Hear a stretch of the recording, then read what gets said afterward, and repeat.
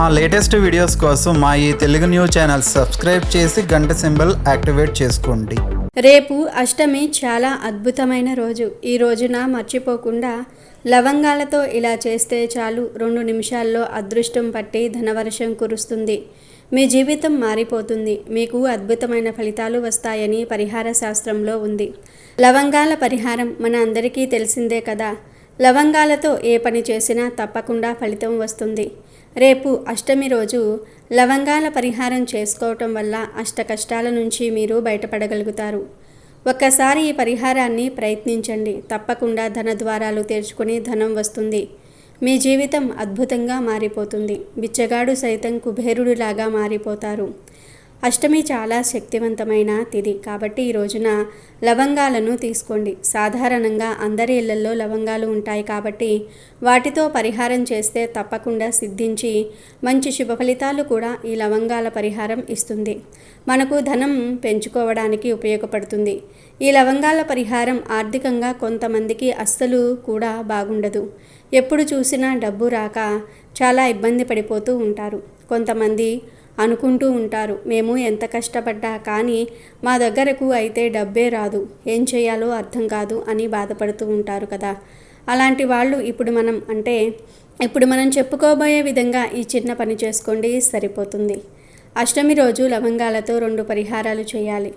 ఒకటి ధన ఆకర్షణ పెరగడానికి, ఇంకొకటి మీపై ఉన్న నెగిటివ్ ఎనర్జీ పోవడానికి, మీకు ఉన్న సమస్యలు పోవడానికి లవంగాలతో పరిహారం చేయండి.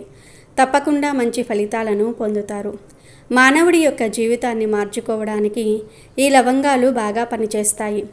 సుగంధ ద్రవ్యాల్లో లవంగాలకు అత్యధికంగా ప్రాధాన్యత ఇస్తారు. లవంగాలు లక్ష్మీదేవికి ప్రీతికరం అంటారు. లవంగాలు కష్టాన్ని బాధను తీరుస్తాయి. లవంగాలతో ఈ పరిహారం చేసినా మనకు బాగా అనుకూలించేలాగా, మంచి ఫలితాల్ని తెచ్చిపెట్టేలాగా, మన జీవితాన్ని మార్చేలాగా ఉపయోగపడుతుంది. కాబట్టి మీరు డౌట్లు పెట్టుకోకండి. డౌట్ పెట్టుకోకుండా చక్కగా మీరు ఈ పరిహారం చేసుకుంటే సరిపోతుంది. ఎవరి జాతకం అయితే చండాలంగా ఉంటుందో, ఎవరికైతే గ్రహాలు అనుకూలించవో, ఎప్పుడు చూసినా ఏదో ఒక రకంగా సమస్య, ఇబ్బంది వస్తూనే ఉంటుందో అలాంటి వాళ్ళు ఒక్కసారి ప్రయత్నించండి. దీనికంటూ సమయం లేదు, దీనికంటూ నియమం కూడా ఏమీ లేదు. ఎప్పుడైనా చేసుకోవచ్చు. ఉదయం నుంచి రాత్రి వరకు మీరు ఎప్పుడు చేసినా కానీ మీకైతే అద్భుతమైన ఫలితాలు వస్తాయి. ఆ ఫలితాలను చూసి మీరు ఆశ్చర్యపోతారు. కాబట్టి ఈ విధంగా ఆచరించండి. ఎంత దరిద్ర జాతకం అయినా దాన్ని తీర్చిదిద్దుకోవడానికి, జాతక సమస్య తొలగిపోవడానికి, రాహువు కేతు ప్రభావాల నుంచి బయటపడడానికి, అన్ని మార్గాలు మీకు బాగా అనుకూలించడానికి, 4 వైపుల నుంచి కూడా మీకు మంచి ఫలితాలు రావడానికి లవంగాల పరిహారం ఉపయోగపడుతుంది. అలానే మనకు అష్టమి ఉంది కాబట్టి అష్టమి తిథి రోజున ఏ పని చేసినా, ఏ పరిహారం చేసినా అష్ట కష్టాల నుంచి మనం బయటపడగలుగుతాము. అష్ట కష్టాల నుంచి బయటికి రావడానికి అష్టమి మనకు బాగా కలిసి వస్తుంది.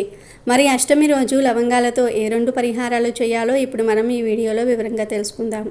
అంతకన్నా ముందు మా వీడియో నచ్చితే లైక్ చేసి షేర్ చేయండి. అలాగే మా ఛానల్ని కూడా సబ్స్క్రైబ్ చేసుకొని మాకు సపోర్ట్ చేయండి. అలాగే ఓం లక్ష్మీదేవియే నమః అని కామెంట్ చేయండి. ఇక వీడియోలోకి వస్తే, రేపు అష్టమి రోజు మీరు 2 లవంగాలను తీసుకోండి. కాకపోతే వాటికి ఖచ్చితంగా పూలు ఉండాలి. అంటే లవంగానికి పూలు ఉంటాయి కదా, 3 పువ్వులు ఉంటూ ఉంటాయి. అవి లేకుండా మనం ఈ పరిహారం చేసాం అనుకోండి, ఆ పరిహారం మనకు నెగిటివ్ తీసుకువస్తుంది, అంటే చెడును తీసుకొస్తుంది. పరిహారం చేసిన ఫలితం దొరకదు. అందుకే మనకు మంచి ఫలితం రావాలి, బాగుండాలి అంటే మనం పువ్వు ఉండే లవంగాలతో పరిహారం చేసుకోవాలి. ఆడవారు కావచ్చు, మగవారు కావచ్చు, ఎవరైనా సరే చేసుకోవచ్చు. పనికి వెళ్ళే వాళ్ళు కావచ్చు, లేదంటే సాధారణంగా ఇంట్లో ఉండేవాళ్ళు కూడా ఈ పరిహారం చేసుకోవచ్చు. ఇలా లవంగాలను తీసేసుకొని మనం సాధారణంగా ప్రతిరోజు కూడా స్నానం చేసుకుంటూ ఉంటాం కదా. అలా చేసుకున్న తర్వాత మీ చేతిలో 2 లవంగాలను పట్టుకోండి. ఆ తర్వాత మీరు ఇంట్లో నుంచి బయటకు వచ్చి ఆకాశం వైపు చూసుకుంటూ మీరు మీ మనసులో సంకల్పం చెప్పుకోండి. 4 వైపుల నుంచి కూడా డబ్బు రావాలి, 4 వైపుల నుంచి కూడా ధనం ఆకర్షించాలి, మేము కష్టపడి పనిచేసే ప్రతి రూపాయి కూడా మా దగ్గర ఉండాలి అనేసి మీరు సంకల్పం ఈ విధంగా చెప్పుకోండి. అలా చెప్పుకున్న తర్వాత ఈ లవంగాలను తీసేసుకొని మీ యొక్క పర్సనల్ పర్సు ఉంటుంది కదా, అందులో కూడా పెట్టుకోవచ్చు. మగవారు కూడా పర్సులో పెట్టుకోవచ్చు. ఆకాశం వైపు మనం చూసి ఇలా అనుకుంటాం కదా, అలాంటప్పుడు ప్రకృతి యొక్క అనుగ్రహం కూడా మనకు కలుగుతుంది. దానికి తోడు ఇంకొకటి, ధనం అనేది మన దగ్గరకు రావడానికి అవకాశం ఉంటుంది. కావున 2 లవంగాలతో అష్టమి తిథి రోజు చక్కగా మీరు ఈ పరిహారం ఉదయం 10 లోపే చేసేసుకోండి. లేకపోతే సాయంత్రం 6 దాటిపోయిన తర్వాత చేసుకోండి. మంచి శుభ ఫలితాన్ని చూస్తారు. 2 నిమిషాల్లో మీకు అదృష్టం పట్టడం ఖాయం అని కూడా మనం చెప్పుకోవచ్చు. ఈ పరిహారం ద్వారా చాలా మంచి రిజల్ట్ అనేది వస్తుంది. అంటే ధనం వస్తుంది, ఐశ్వర్యం పెరుగుతుంది, డబ్బు 4 వైపుల నుంచి ఆకర్షిస్తుంది, ధన ద్వారాలు తెరుచుకుంటాయి, లక్ష్మీదేవి అనుగ్రహం ఖచ్చితంగా కలుగుతుంది. అలానే మనకు అద్భుతమైన ఫలితాలు కూడా వస్తాయి. ఆ అమ్మవారు చక్కగా మనల్ని ఆశీర్వదిస్తుంది. లవంగాలు అంటే అమ్మవారికి చాలా ఇష్టం, లక్ష్మీదేవికి చాలా ఇష్టం. కాబట్టి ఈ విధంగా చేసుకోవటం వల్ల మంచి ఫలితాలను మనం చూడగలుగుతాం. కాబట్టి ఈ విధంగా మీరు ఇలా అష్టమి రోజున చేసుకోండి, సరిపోతుంది. ఈ లవంగాల పరిహారం ఎవరైనా చేసుకోవచ్చు. ప్రతి అష్టమికి ఈ విధంగా చేసుకోండి. ముందుగా పర్సులో పెట్టిన లవంగాలను తీసి పడేయండి, కొత్తవి తీసుకోండి. ఈ విధంగా తీసుకోండి. ఫలితాలను చూసి మీరైతే ఖచ్చితంగా షాక్ అయిపోతారు, అంత బాగుంటుంది. అంటే ఇది పెట్టుకోగానే మనకు లక్షలు కోట్లు రావండి. మనం ఏదైతే కష్టపడి సంపాదిస్తామో ఆ సంపాదనలు మనం తృప్తిగా ఉండగలుగుతాము. ఆ సంపాదనలో మనకు ఒక హ్యాపీనెస్ అనేది కనిపిస్తుంది. అంత బాగుండడానికి పనిచేసే పరిహారం కాబట్టి ఇలా అష్టమి రోజు ఈ విధంగా మీరు ఆచరించుకోండి. మీరే ఫలితాన్ని చూసి ఆశ్చర్యపోగలుగుతారు. కాబట్టి ఈ విధంగా ప్రయత్నించండి. ప్రయత్నం చేసి ఫలితం పొందండి. ఇది మొదటి పరిహారం, డబ్బును ఆకర్షించే పరిహారం. ఇక అష్టమి రోజు లవంగాలతో ఇంకొక పరిహారం చేసుకోవాలి. అయితే ఇది రాత్రిపూట చేసుకోవాలి. రేపు అష్టమి రాత్రి లవంగాలతో ఇలా చేస్తే మీ జీవితం తెల్లవారేసరికల్లా మారిపోతుంది. లవంగాలతో ఇలా చేయటం వల్ల పట్టిన దరిద్రం వదిలి వెళ్ళిపోతుంది. లవంగాలకు పరిహార శాస్త్రంలో చాలా విశిష్టత ఉంది. లవంగాలు మసాలా దినుసులలో ఒకటి. లవంగాలతో పరిహారం చేయటం వల్ల నెగిటివ్ ఎనర్జీ తొలగిపోతుంది. మన అందరి ఇళ్లలో లవంగాలు ఉంటాయి. లవంగాలు నలుపు రంగులో ఉంటాయి. పైగా అవి ఘాటు సువాసనను కలిగి కూడా ఉంటాయి. లవంగాలు చాలా శక్తివంతమైనవి. చాలామంది లవంగాలను పొడి చేసి ఇంటిలో ధూపం వేస్తూ ఉంటారు. ఇలా లవంగాల పొడితో ధూపం వేయటం వల్ల ఇంటిలో దాగి ఉన్న నకారాత్మక శక్తి బయటికి వెళ్ళిపోతుంది. లవంగాలతో చాలా రకాల పరిహారాలు చేసుకోవచ్చు. మనలో చాలామంది ఆర్థిక సమస్యలు తీరటం కోసమే పరిహారాలు చేస్తారు. కానీ కేవలం ఆర్థిక సమస్యల కోసమే కాకుండా కుటుంబం కోసము, ఉద్యోగం కోసం, పిల్లల కోసం కూడా పరిహారాలు చేయాలి. డబ్బు ఉంటే అన్నీ ఉన్నట్లే అంటారు కొంతమంది. కానీ నిజం ఏమిటి అంటే మనిషికి కావాల్సింది మనశ్శాంతి. డబ్బు మోజులో పడి జీవితంలో ఆనందాన్ని కోల్పోతూ ఉన్నారు. కావాల్సినంత డబ్బు సంపాదించి కుటుంబ సభ్యులతో ఆనందంగా సమయం గడపగలిగే అవకాశం ఉన్నవారు అదృష్టవంతులు. మంచి ఆరోగ్యము, మంచి కుటుంబం ఉంటే ప్రతి మనిషి కోటీశ్వరుడే. కొంతమందికి అన్నీ ఉన్నా ఏదో ఒక లోపం ఉంటుంది. ఇంటిలో వారందరూ కలిసి ఉన్న బయట వారితో గొడవలు జరుగుతూ ఉంటాయి, లేదా బంధువులలో గొడవలు జరుగుతూ ఉంటాయి, లేదా పనిచేసే చోట సమస్యలు పెరిగిపోతూ ఉంటాయి. పోనీ బయట వాతావరణం బాగుంటే పిల్లల వల్ల, జీవిత భాగస్వామి వల్ల సమస్యలు వస్తూ ఉంటాయి. ఇలా మీరు మీ జీవితంలో ఏదో ఒక సమస్యను ఎదుర్కొంటూ ఉన్నట్లయితే రేపు అష్టమి రాత్రి లవంగాలతో ఈ పరిహారం చేయండి. అద్భుతమైన ఫలితాలను చూస్తారు. ఎందుకంటే లవంగాలు అంతటి శక్తివంతమైనవి. రేపు అష్టమి రాత్రి మీ పనులన్నీ కూడా పూర్తయిపోయిన తర్వాత నిద్రపోయే ముందు 2 లవంగాలను తీసుకోండి. ఒక వైట్ పేపరు, కొంచెం కుంకుమ, అలాగే ఒక ప్లేట్ తీసుకోండి. స్టీలు, రాగి, ప్లాస్టిక్ ప్లేటు ఏదైనా పర్వాలేదు. ఒక ప్లేట్ తీసుకోండి. ఆ ప్లేటుపై వైట్ పేపర్ను పెట్టండి. ఒక వైట్ పేపర్ను సగం కట్ చేసి ఆ పేపర్ను ప్లేట్పై పెట్టి 2 లవంగాలను ఆ పేపర్లో పెట్టాక వాటిపై కుంకుమను చల్లండి. ఆ తర్వాత ఆ ప్లేటు పట్టుకొని అన్ని గదులలో తిరగండి. తిరగబోయే ప్రతి గదిలో 5 నిమిషాలు నిలబడి బయటకు రండి. ఆ తర్వాత ఆ ప్లేట్ను మీ బెడ్రూమ్ తలుపు పక్కన పెట్టండి. తలుపు పక్కనే పెట్టాలి, ఇంకెక్కడా పెట్టకూడదు. ఆ తర్వాత లైట్స్ ఆఫ్ చేసి పడుకోండి. ఈ పరిహారం ఎవరైనా సరే చేసుకోవచ్చు.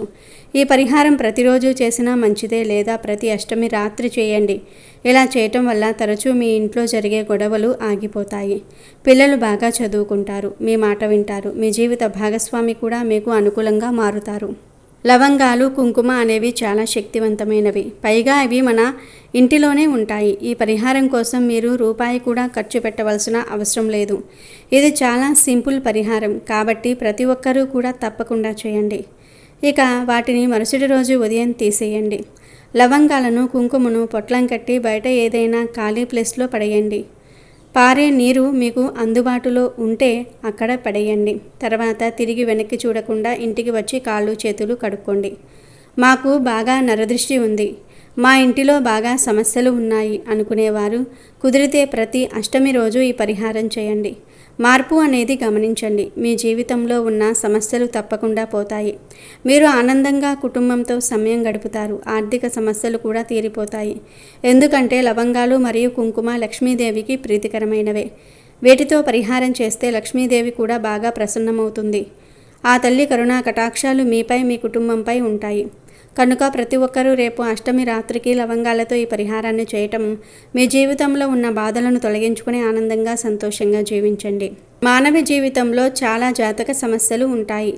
జీవితం బాగోలేక చాలామంది బాధపడిపోతూ ఉంటారు. కొంతమందికి గ్రహస్థితి బాగోలేక ఇబ్బంది పడిపోతూ ఉంటారు. రాహుకేతు ప్రభావాలు కావచ్చు, తీవ్రమైన ఇబ్బందులు కావచ్చు.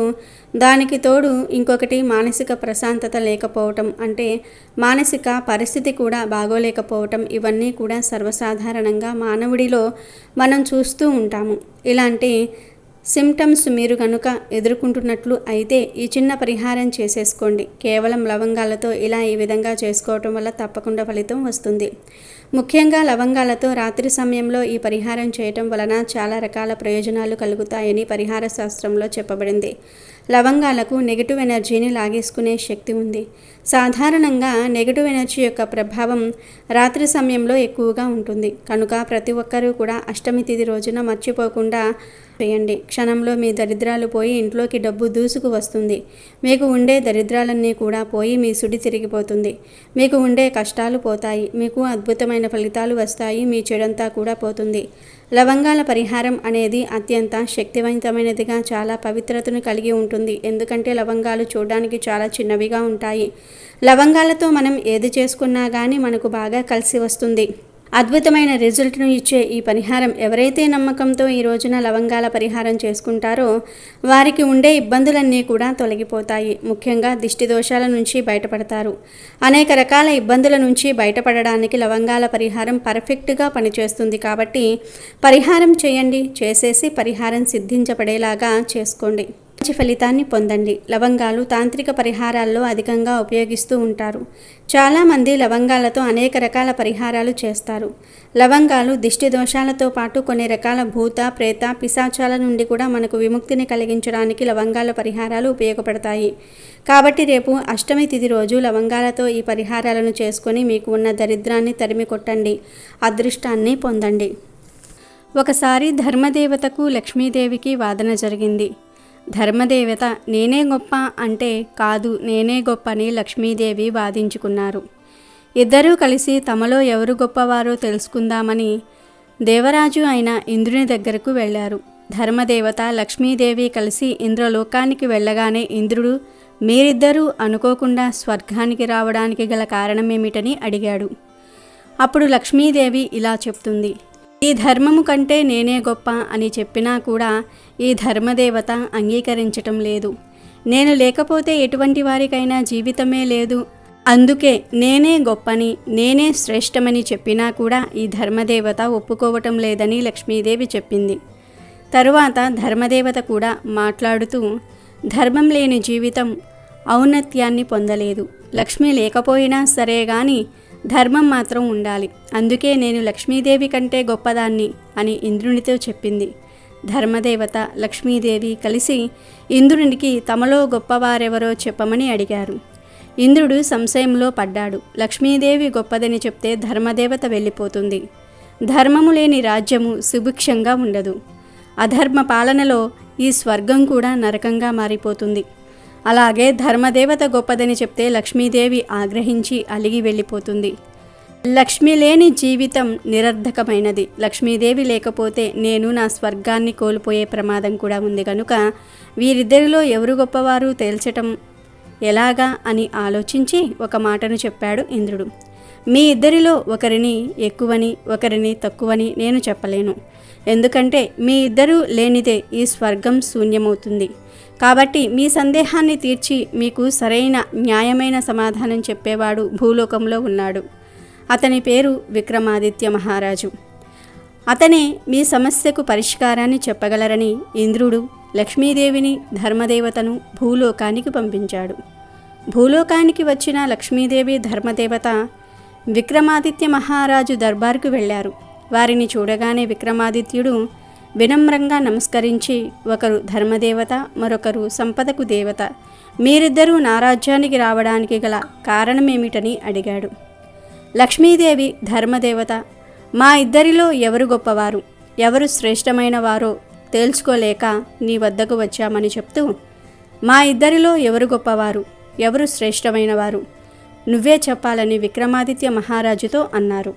మీరు ఇద్దరు మీకు మీరే శ్రేష్ఠులని గొప్పవారని ఎందుకు అనుకుంటున్నారో చెప్పండి. ఆ తర్వాత మీలో ఎవరు గొప్పవారు శ్రేష్టమైన వారో నేను చెప్తాను అన్నాడు విక్రమాదిత్యుడు. వెంటనే లక్ష్మీదేవి, విక్రమాదిత్య, నేను ధనానికి ఆదిదేవతను. సమస్త లోకం నేను లేకుండా ముందుకు వెళ్ళదు. ప్రతి ఒక్కరికి నా అవసరం ఉంటుంది. దేవతల నుండి మానవుల దాకా అందరూ కూడా నా మీద ఆధారపడి బ్రతికేవారే. నేను ఏ ఒక్కరిని కనికరించకపోయినా వారు కటిక దరిద్రాన్ని అనుభవిస్తారు. నారాయణుడికి కూడా తప్పలేదు లక్ష్మీదేవి లేని లోటు. మానవుల మనుగడకు ఆధారం నేను, కాబట్టి నేనే గొప్పదాన్ని, సర్వశ్రేష్ఠురాలునని లక్ష్మీదేవి తన గురించి తాను చెప్పుకుంది. ఆ తర్వాత ధర్మదేవత కూడా విక్రమాదిత్యతో, విక్రమార్క, నేను ధర్మానికి ఆదిదేవతను. ధర్మం లేని చోట మనుషులు మనలేరు. అధర్మం తాండవిస్తుంది, అంతా వినాశనమవుతుంది. సృష్టి స్థితిలయలు సమంగా జరగాలంటే ధర్మము ఎంతో అవసరం. లక్ష్మి లేకపోయినా బ్రతకవచ్చు, కానీ ధర్మ నిరతి లేని చోట బ్రతకటం కష్టమవుతుంది. మంచి చెడుల విషయాలలో కూడా ధర్మం ఎంతో అవసరమైనది. ధర్మము గనుక కోరబడితే తప్పు చేసిన వారు రక్షింపబడతారు, తప్పు చెయ్యని వారు శిక్షించబడతారు. ధర్మాన్ని రక్షించే వారిని ధర్మమే రక్షిస్తుంది గనుక నేనే గొప్పదాన్ని. ధర్మదేవత తన గురించి తాను చెప్పుకుంది. లక్ష్మీదేవి ధర్మదేవతల మాటలు విన్న విక్రమార్క మహారాజు బాగా ఆలోచించి, లక్ష్మి లేకపోయినా బ్రతకవచ్చు, కానీ ధర్మం లేకుండా బ్రతకటం కష్టం. రాజ్యము గాని పాలన గాని వ్యవస్థ గాని ధర్మం వల్లే నిలబడతాయి. కాబట్టి ధర్మమే గొప్పదని భావించుకున్నాడు. లక్ష్మీదేవి కంటే ధర్మదేవతే గొప్పదని వారితో చెప్పాడు. విక్రమాదిత్యుని మాటలు విన్న ధర్మదేవత సంతోషించింది. కానీ లక్ష్మీదేవి మాత్రం అతనిపై కోపగించుకుని, లక్ష్మి కన్నా ధర్మం గొప్పదని గొప్పగా చెప్పావు. నేను లేకుండా నువ్వు నీ రాజ్యాన్ని ఎలా పాలిస్తావో, నువ్వెలా బ్రతుకుతావో చూస్తాను. నీ ధర్మం నిన్ను ఏ విధంగా రక్షిస్తుందో కూడా చూస్తాను అని అలిగి అతని రాజ్యాన్ని వదిలి వెళ్ళిపోయింది లక్ష్మీదేవి. లక్ష్మీదేవి ఆగ్రహానికి గురైన విక్రమాదిత్య మహారాజు ధనాన్ని, సిరి సంపదలను పోగొట్టుకొని కట్టిక పేదవానిలాగా మారిపోయాడు. సిరి సంపదలను ధనాన్ని కోల్పోయి బీదవానిగా మారిపోయిన విక్రమాదిత్యుడు ఆ రాజ్యంలో ఉండటం ఇష్టం లేక తన గుర్రాన్ని, ఖడ్గాన్ని తీసుకుని వెళ్ళిపోయాడు. వెళ్తూ వెళ్తూ తన చెల్లెలు ఇంటికి వెళ్ళి అక్కడే కొద్ది రోజులు గడపాలనుకున్నాడు. అతని చెల్లెలు మాత్రం ఇతడు ఉన్న దీన పరిస్థితిని చూసి గుర్రాల పాకలో అతనికి బస ఏర్పాట్లు చేయమని సైనికులతో చెప్పి గుర్రాల పాకలోనే విక్రమాదిత్యునికి బస ఏర్పాటు చేయించింది. అయినా కూడా విక్రమాదిత్యుడు సందేహపడకుండా అక్కడే కూర్చుని తన చెల్లెలు గురించి ఎదురు చూశాడు. కొంతసేపటి తర్వాత తన చెల్లెలు అతని కోసం ఎండిపోయిన రొట్టెను తెచ్చి ఆహారంగా తినమని ఇస్తుంది. అది చూసిన విక్రమాదిత్యుడు, బ్రతికి చెడినప్పుడే కదా మనవారెవరో తనవారెవరో తెలుస్తుందని అనుకుంటూ ఆమె ఇచ్చిన ఎండిపోయిన రొట్టెను ఆ గుర్రాల పాకలోనే ఒక గోతిని తవ్వి అందులో ఉంచి, ఓ భూమాత, నేను మళ్ళీ ఒకసారి ఇక్కడికి వస్తాను, అప్పటిదాకా ఈ రొట్టెను కాపాడి నాకు అందజేయి అని భూదేవిని ప్రార్థించి ఎవరికీ చెప్పకుండా అక్కడి నుండి వెళ్ళిపోయాడు. విక్రమాదిత్యుడు అలా వెళ్తూ ఉండగా అతని చిన్ననాటి స్నేహితుడు కనిపించాడు. విక్రమాదిత్యుణ్ణి తన ఇంటికి తీసుకుని వెళ్ళి భోజన సౌకర్యాలు ఏర్పాటు చేయించాడు. భోజనం చేస్తున్న విక్రమాదిత్యునికి తన స్నేహితుని ఇంట్లో ఒక మూలన ఉన్న గూట్లో విలువైన వజ్రాల హారం కనిపించింది. దాని గురించి అడిగాడు. ఆ హారం గురించి చెప్తూ తన స్నేహితుడు అతని భార్య పక్కకు వెళ్ళగానే విక్రమాదిత్యుడు చూస్తూ ఉండగానే ఆ హారం తనంతటదే మాయమైపోయింది. ఇదంతా లక్ష్మీదేవి ప్రకోపం వల్లే జరుగుతుందనుకున్నాడు విక్రమాదిత్యుడు. ఆ హారం కనిపించకపోయేసరికి అది విక్రమార్కుడు దొంగతనం చేశాడని, అతనిపై దొంగతనాన్ని మోపి అతన్ని ఇంట్లో నుంచి వెళ్ళగొట్టింది అతని స్నేహితుని భార్య. చేసేది ఏమీ లేక మళ్ళీ తన గుర్రాన్ని ఎక్కి చాలా దూరం ప్రయాణించి విదర్భ రాజ్యానికి దగ్గరలో ఉన్న అడవిలో ఒక చెట్టు క్రింద కూర్చొని సేద తీరుతూ నిద్రపోయాడు విక్రమాదిత్యుడు. కొంతమంది భటులు దొంగలను తరుముకుంటూ వస్తూ ఉన్నారు. ఎందుకంటే ఆ దొంగలు రాజు దర్బారులోనే దొంగతనం చేసి ధనాన్ని, నగలను మూట కట్టుకొని ఆ మూటతో పారిపోతున్నారు. ఆ దొంగలు ఆ మూటను నిద్రిస్తున్న విక్రమాదిత్య పక్కన పెట్టి అక్కడి నుండి వెళ్ళిపోయారు. భటులు వచ్చి చూడగానే ఆ నగలు మూట విక్రమాదిత్య పక్కన ఉంది. ఆ దొంగల ముఠాకి ఇతనే నాయకుడు అయి ఉంటాడని అనుకుని విక్రమాదిత్యును తీసుకుని వెళ్ళి రాజు ఎదుట నిలబెట్టారు. ఆ దొంగతనానికి, ఆ నగల మూటకు నాకు ఎటువంటి సంబంధమూ లేదు. నేను ఈ దొంగతనం చేయలేదని విక్రమాదిత్యుడు ఎంత చెప్పినా కూడా వినకుండా, మా రాజ్యానికి వచ్చి రాజదర్బారులోనే దొంగతనం చేస్తావా అని విదర్భరాజు అతని గుర్రాన్ని, ఖడ్గాన్ని తీసుకుని విక్రమాదిత్యుడి కాళ్ళు చేతులు నరికివేయించాడు. చెయ్యని తప్పుకు అంతటి ఘోరమైన శిక్షను అనుభవిస్తూ ఇదంతా లక్ష్మీదేవి ప్రకోపం వల్లే జరుగుతుందని గ్రహించాడు విక్రమాదిత్యుడు. అంతేగాని ధర్మం కంటే లక్ష్మీదేవి గొప్పదని అంగీకరించలేదు. కాళ్ళు చేతులు నరికివేసిన తర్వాత విక్రమాదిత్యుడు ఎటూ కదల్లేని పరిస్థితుల్లో ఒక చెట్టు క్రింద కూర్చుని ఉన్నాడు. ఇంతలో అటువైపు నుండి ఒక గొల్లవాడు నేతి కుండను తలపై పెట్టుకుని వీధుల్లో తిరుగుతూ అమ్ముకోవడానికి వెళ్తూ ఉన్నాడు. అతన్ని చూడగానే విక్రమాదిత్యుడు, అయ్యా, నాకు చాలా దాహంగా ఉంది, కొంచెం నీటిని తాగిస్తారా అని అడిగాడు. విక్రమాదిత్యుని పరిస్థితిని చూసి జాలి కలిగి ఆ గొల్లవాడు తన దగ్గర ఉన్న నీటిని తాగించి వెళ్ళిపోయాడు. వీధుల్లో తిరిగి నెయ్యి అమ్ముతూ ఉండగా ఎంతకీ ఆ నెయ్యి పాత్రలో నుంచి నెయ్యి మాత్రం తగ్గటం లేదు. అమ్మే కొద్దీ పెరుగుతూనే ఉంది. ఆ రోజు తన సంపాదన కూడా పెరిగింది. ఇదంతా గమనించిన ఆ నెయ్యి అమ్మేవాడు విక్రమాదిత్య గురించి ఆలోచిస్తూ, అతను ఎవరో సామాన్యుడు కాదు, దివ్య పురుషుల్లాగా ఉన్నాడు. అతనిపై దొంగతనం ఎలా ఆరోపించబడిందని అనుకుంటూ జరిగిందంతా తన భార్యతో చెప్పాడు. వారికి సంతానం లేదు, పైగా వయసు పైబడటంతో ఎలాగైనా విక్రమాదిత్యుని దత్తత తీసుకోవాలనుకున్నారు. ఆ దేశపు రాజును సంప్రదించి విక్రమాదిత్యుని దత్తత తీసుకున్నారు ఆ దంపతులు. ఇలా ఉండగా ఒకరోజు ఆ దేశపు రాజకుమార్తె స్వయంవరం ప్రకటించబడింది. ఆ రాజ్యంలోని ప్రజలంతా ఆ స్వయంవరాన్ని చూడడానికి వెళ్ళారు. వారితో పాటు విక్రమాదిత్యులు కూడా వెళ్ళారు. కాళ్ళు చేతులు నరికేశారు కాబట్టి ఒక మూలన కూర్చొని ఆ స్వయంవరాన్ని చూస్తూ ఉన్నాడు విక్రమాదిత్యుడు. ఆ స్వయంవరానికి అతిరథ మహారాజులంతా కూడా వివిధ రాజ్యాల నుండి వచ్చారు. రాజకుమారి వరమాలను తీసుకుని వచ్చి సభలో ఉన్న వారితో పాటు ఎక్కడో ఒక మూలన కూర్చుని ఉన్న వ్యక్తిని కూడా చూసింది. అతని చూడగానే అతనిలో ఏదో ఒక దివ్య తేజస్సు కనిపించింది. ఆ రాజకుమారికి దైవ అనుగ్రహం, దైవబలం పరిపూర్ణంగా ఆమెతో ఉండటం వల్ల అతన్ని విక్రమాదిత్యుడిగా చూపించింది ధర్మదేవత. అతన్ని విక్రమాదిత్యుడిగా గుర్తించి వరమాలను అతని మెడలో వేసింది రాజకుమారి. అది చూసిన మహారాజుతో పాటు స్వయంవరానికి వచ్చిన వారంతా రాజకుమారికి పిచ్చి పట్టిందా ఏంటి, ఎంతోమంది అతిరథ మహారాజులను కాదని కాళ్ళు చేతులు లేని ఒక సామాన్యుణ్ణి వరించింది అనుకున్నారు.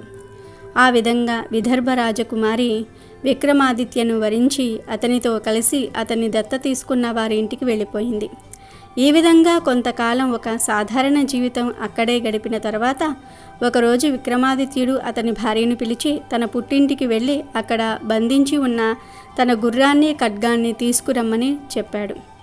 అతను చెప్పినట్టుగానే ఆ రాజకుమారి తన తండ్రి వద్దకు వెళ్ళి గతంలో బంధించి ఉంచిన తన భర్త యొక్క గుర్రాన్ని, ఖడ్గాన్ని అడిగి వాటిని తీసుకుని వచ్చి విక్రమాదిత్యునికి ఇచ్చింది.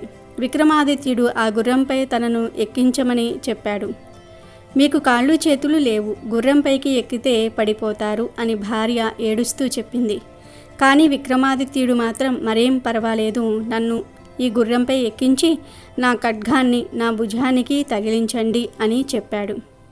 విక్రమాదిత్యుడి భార్య, అతన్ని దత్తత తీసుకున్న తండ్రి కలిసి విక్రమాదిత్యుడిని ఆ గుర్రంపైకి ఎక్కించి కూర్చోబెట్టి తన భుజానికి తన ఖడ్గాన్ని తగిలించారు. ఆ గుర్రంపై కూర్చున్న వెంటనే విక్రమాదిత్యుడికి కాళ్ళు వచ్చాయి. ఖడ్గాన్ని భుజానికి తగిలించిన వెంటనే చేతులు వచ్చాయి. అది చూసి ఆనందించిన అతని భార్య గుర్రాన్ని ఎక్కి ఖడ్గాన్ని పట్టుకోగానే పోయిన మీ కాళ్ళు చేతులు ఎలా వచ్చాయని అడిగింది. ఈ గుర్రము ధర్మము, ఈ ఖడ్గము నీతి. నేను చెయ్యని తప్పుకు అధర్మంగా శిక్ష అనుభవించాను కాబట్టి ధర్మదేవత నన్ను ఆ శిక్ష నుండి తప్పించి కాపాడింది. అందుకే అధర్మంగా తీసివేయబడిన నా కాళ్ళు చేతులు నాకు తిరిగి వచ్చాయని చెప్పాడు విక్రమాదిత్యుడు. విక్రమాదిత్యుడిని దత్తత తీసుకున్న గొల్లవాని దంపతులు తనకు కాళ్ళు చేతులు రావడానికి చూసి ఆశ్చర్యపోయి, మీరు ఎవరో సామాన్యులైతే కాదు, దివ్య పురుషులే అంటారు. దయచేసి మీ పుట్టు పూర్వోత్తరాలు చెప్పండని అడిగారు. ఎంతైనా అతనిని దత్తత తీసుకున్న తల్లిదండ్రులు కాబట్టి వారు అడిగేసరికి విక్రమాదిత్యుడు తాను ఎవరో, ఎందుకిలా గోప్యంగా బ్రతికాడో, చెయ్యని తప్పుకు ఎందుకు ఇంత శిక్ష అనుభవించాడో తన పూర్వ వృత్తాంతమంతా కూడా వాళ్లకు చెప్పాడు. సాక్షాత్తు ఉజ్జయిని మహారాజైన విక్రమాదిత్యుడినే మేము దత్తత తీసుకుని పుత్రునిగా పొందామా అని ఆ దంపతులు ఎంతో ఆనందించి కన్నీటితో స్వాగతం పలికారు. నెయ్యి అమ్ముకున్న వాని ఇంట్లో ఉన్నది ఉజ్జయిని మహారాజైన విక్రమాదిత్య మహారాజునని తెలుసుకుని విదర్భరాజు ఎంతో సంతోషించి తన కుమార్తె విక్రమాదిత్యున్నే వివాహం చేసుకోవటం ఎంతో గర్వించదగ్గ విషయమని భావించుకుని మంది మార్బలంతో తన కనకవస్తు వాహనాలతో సైన్యాన్ని వెంటబెట్టుకుని విక్రమాదిత్యుడి దగ్గరకు వచ్చి అన్యాయంగా అనాలోచితంగా ప్రవర్తించి మిమ్మల్ని శిక్షించాను. నా తప్పుకు నన్ను క్షమించి నా అల్లుడు హోదాలో నా కుమార్తెతో పాటు ఈ కానుకలను కూడా స్వీకరించండి అని కోరుకున్నాడు విదర్భరాజు. విక్రమాదిత్యుడు అతని మాటలను మన్నించి అన్నిటినీ స్వీకరించి రాజకుమారితో కలిసి ఉజ్జయిని రాజ్యానికి బయలుదేరాడు.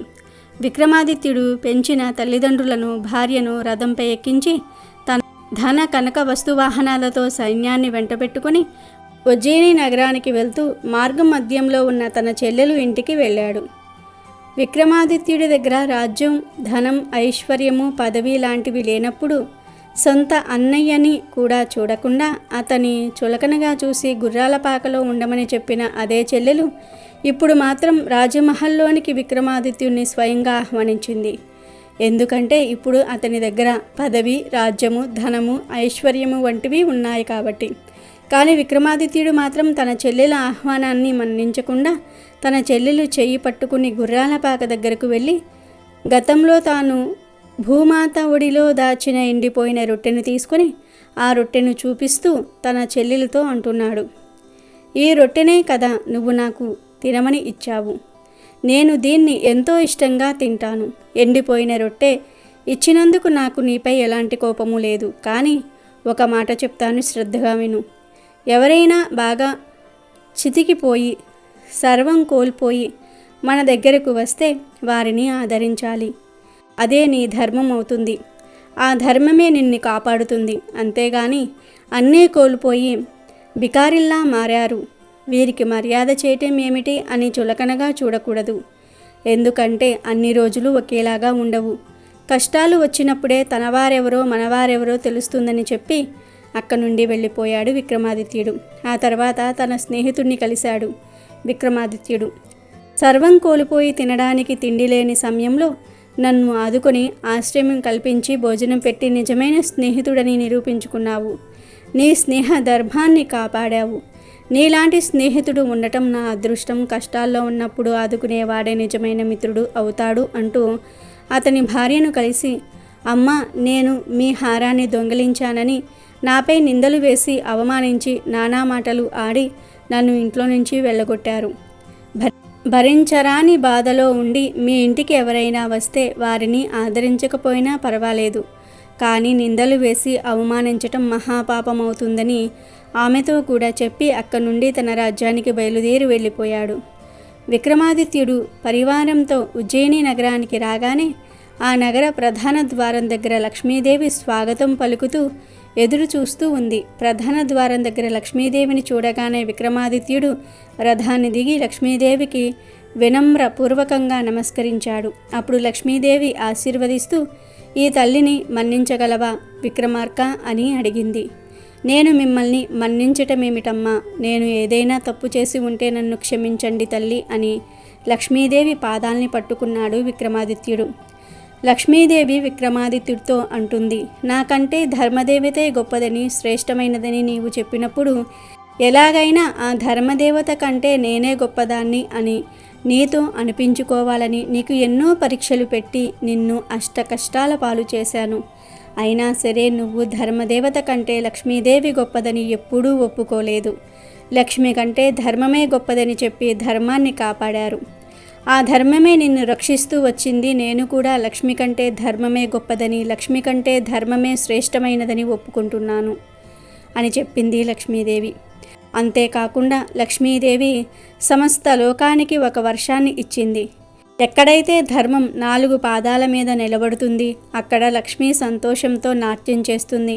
ఎక్కడ ధర్మం కాపాడబడుతుందో అక్కడ లక్ష్మీ స్థిర నివాసం ఉంటుంది. ఈనాటి నుండి ధర్మం ఎక్కడ ఉంటే అక్కడ లక్ష్మీదేవి ఉంటుంది. ధర్మం లేని చోట లక్ష్మీదేవి ఉండదు. ధర్మాన్ని కాపాడిన వారికి ఆ ధర్మదేవతతో పాటు లక్ష్మీదేవి కూడా రక్షిస్తూ ఉంటుందని ఈ సమస్త లోకానికి వరాన్ని ఇచ్చింది లక్ష్మీదేవి. అదేవిధంగా ఈ భూమి ఉన్నంతకాలం నీ పేరు చిరస్మరణీయంగా చిరకాలం ఉంటూ నిన్ను కీర్తించి కొనియాడుతుందని విక్రమాదిత్యునికి ఆశీర్వాదాన్ని అందించింది లక్ష్మీదేవి. ఈ విధంగా లక్ష్మి కంటే ధర్మమే గొప్పదని సాక్షాత్తు లక్ష్మీదేవి ఒప్పుకుంది. ధర్మో రక్షితి రక్షితః, ధర్మాన్ని రక్షిస్తే ఆ ధర్మమే మనల్ని రక్షిస్తుంది. అమెజాన్లో బెస్ట్ డిస్కౌంట్స్ కోసం వీడియో డిస్క్రిప్షన్లో లింకు ఉంది చూడండి. అలాగే మా టెలిగ్రామ్ ఛానల్ సబ్స్క్రైబ్ చేసుకోండి.